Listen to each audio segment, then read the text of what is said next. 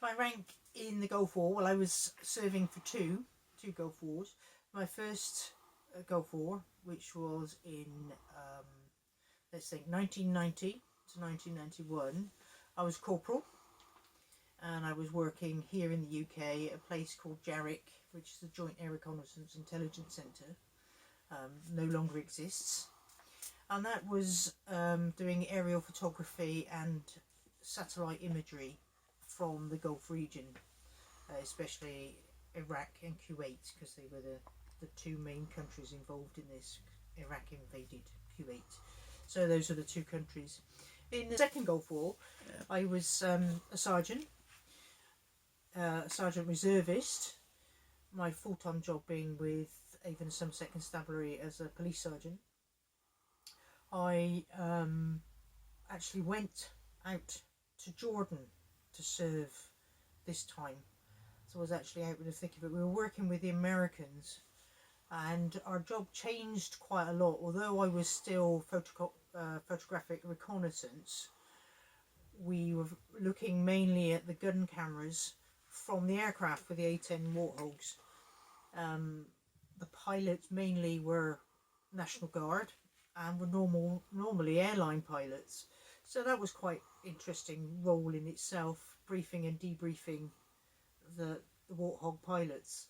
But my role, apart from the debriefing and briefing of the pilots, was analysis of the imagery from their gun cameras and any other cameras that they may have had reconnaissance wise, especially thermal imagery.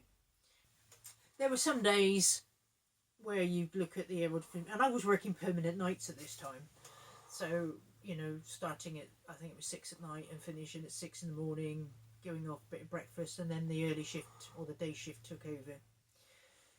But during the nights we'd look at the cameras, we'd watch the cameras go in, and one of my recurring nightmares, because unfortunately I came back and after about 6 months I just couldn't get rid of this nightmare, which was of a person running away from a lookout tower, and for some reason, and you're watching all this and it's live because you're watching the feed from the aircraft, they turned and ran back just as the watchtower exploded.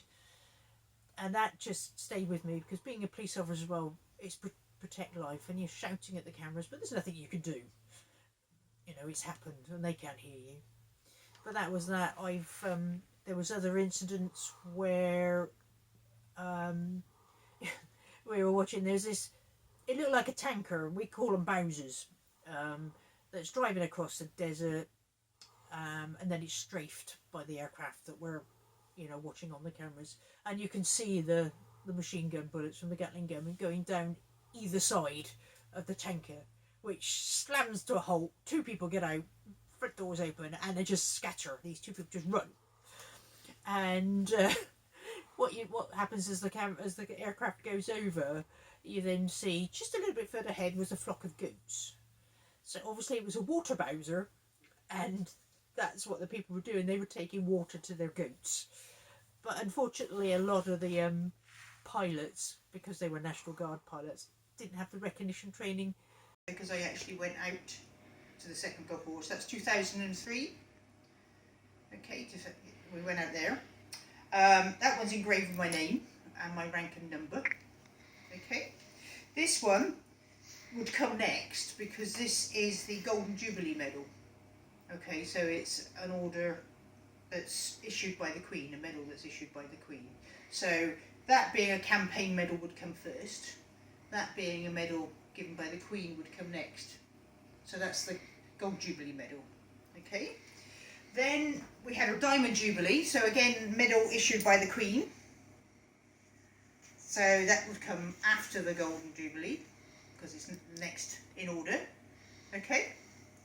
And then the last one, because it's a long service medal, is the last one, will come last. So that's my police long service medal, which you get after 22 years.